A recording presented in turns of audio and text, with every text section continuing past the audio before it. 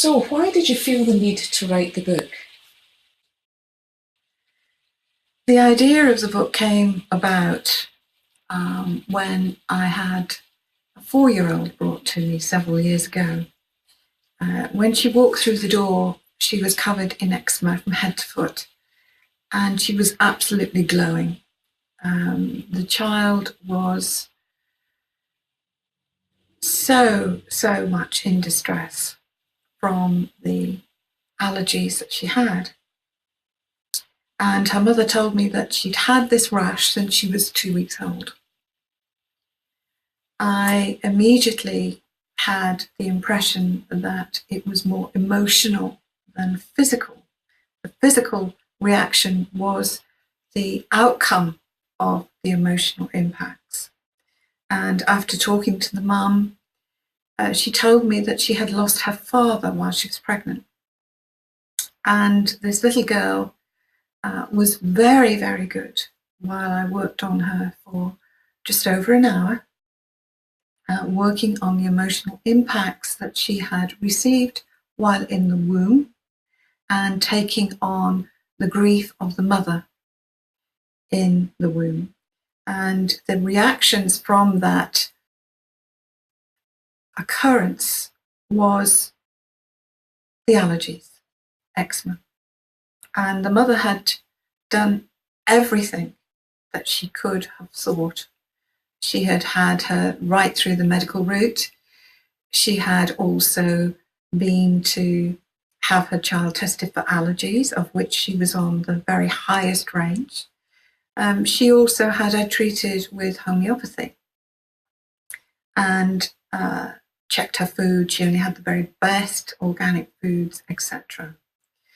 When I worked on the child, I realized that she had malabsorption. Although she was receiving all the very best foods that she could get, her body was not assimilating it properly. And the skin was so weak, it didn't have anything to repair itself with. So I did the treatment for the child, 1-hour treatment, and arranged for her to come back the following week, which her mother did. And when they walked through the door, the little girl had no signs of eczema. Her skin was completely clear. And when I spoke to her mum, she said, "I can't believe it. It just seems like a miracle." This child had just 2 patches of eczema behind the knees and on the wrists. Everywhere else had cleared up. And her mum said that she was a happier child, she was more content. And obviously these sort of things have a pebble in the pond effect where all the family is affected when a child has allergies such as these. I then put together a program for the little girl, which was a nutritional program of support to help rebuild the skin and to correct the malabsorption. And over time, and as this was a very, very extreme case, over time, this child's skin started to improve. She was then able to go and have sleepovers, go and visit friends, go swimming, etc., which she hadn't been able to do before. And the restrictions upon the family were huge. The mother also told me that she had stress from trying to find an answer to help her little girl. And she said it was so nice to wake up in the morning and know that her child is happy, more content.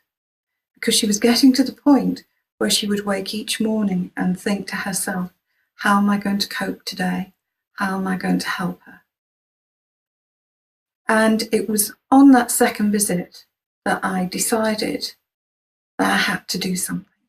I had to share some of my knowledge with other parents, other professionals, care workers, etc., that these children do not have to suffer.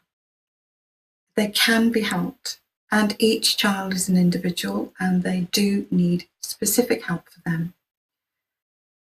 And not all one type of treatment is going to help these children, as I show in the book with case studies. So that was one of the reasons.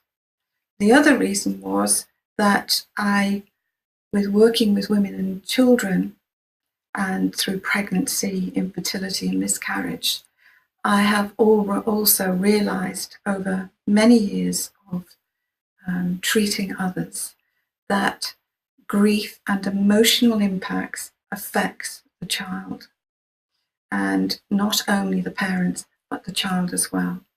And again, this was something that I wanted to express in the book as well. So that was the reason.